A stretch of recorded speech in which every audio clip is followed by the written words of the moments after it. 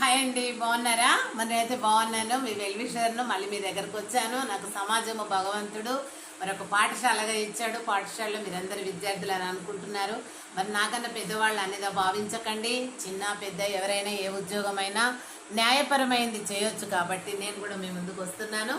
మీరు ఆదరిస్తున్నారు, చేరదీస్తూ ఉన్నారు. నా యొక్క సమాజ ప్రోగ్రాం పేరు సమాజము నాడు నేడు ముచ్చట్లు. అందులో ఇవాళ మనము ఏంటంటే అందరూ ఐక్యతగా ఉండడానికి కులమత భేదాల గురించి నేను ఇదివరకు వీడియో చేశాను. మరి నెక్స్ట్ ఏంటంటే కులమత భేదాల గురించి చిన్న కోరస్ నేను చిన్నది పాడాలనుకుంటున్నాను. అది చూడండి. నా యొక్క ఛానల్ జీపీఎల్జీసీని లైక్ చేయండి, షేర్ చేయండి, కామెంట్ చేయండి. మీ యొక్క అమూల్యమైనటువంటి సలహాలు నాకు ఇవ్వాలని అడుగుతున్నానండి. Thank you. ఒక చిన్న కోరస్. ఒక్కటే కులమని పాడుదాం, ఐకమత్యమే బలమని చాటుదాం. ఒక్కటే కులమని పాడుదాం, ఐకమత్యమే బలమని చాటుదాం. మీలోన ప్రవహించినదొకటే రక్తం, అదే రక్తము అందరిలో ప్రవహించునుగా. మీలోన ప్రవహించినదొకటే రక్తం, అదే రక్తము అందరిలో ప్రవహించునుగా.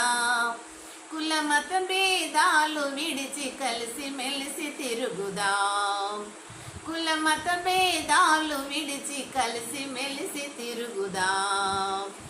ఒక్కటే కులమని పాడుదాం, ఐక్యమత్యమే బలమని చాటుదాం. ఒక్కటే కులమని పాడుదాం, ఐక్యమత్యమే బలమని చాటుదాం. థ్యాంక్ యూ అండి. ఈ రకంగా మనం పిల్లలకు విద్యార్థి దశలోనే మేమైతే నేను చేసింది మీకు చెప్తున్నాను. అందరిది కాదు, ఎవరెవరి విషయాలు వాళ్ళు. ఇది పాఠ్యాంశం కాదు, కానీ మామూలుగా జనరల్గా సాంగ్స్ పిల్లలకు నేర్పేటప్పుడు ప్యాట్రియాటిక్ సాంగ్స్ నేర్పుతాం కదా. అప్పుడు పిల్లలు ఇప్పుడు ఒక స్కూల్ అన్నప్పుడు చాలా రకాల పిల్లలు ఉంటారు. అన్ని కులాలు మంగళ, మాల, తెలుగు, కిలుగు ఏమేమో పేర్లు చాలా ఉంటాయండి. అలా అందరూ వస్తారు సమాజంలో, ఊర్లో అన్ని రకాల వాళ్ళు వచ్చినప్పుడు పిల్లలందరూ కూడా కలిసి ఉంటారు. కానీ వాళ్ళు ఇళ్లలోకి పోయినాక వాళ్ళ పెద్దలు చెప్పే ఆ విషయాన్ని చెవుల్లో పెట్టుకొని అవి ఏం చేస్తారు, వాళ్ళ బ్రెయిన్లో ఉండిపోతుంది. ఒక యువతగా పెద్దగా అయినాక వాటి మీద వాళ్ళు యాక్షన్ తీసుకుంటారు.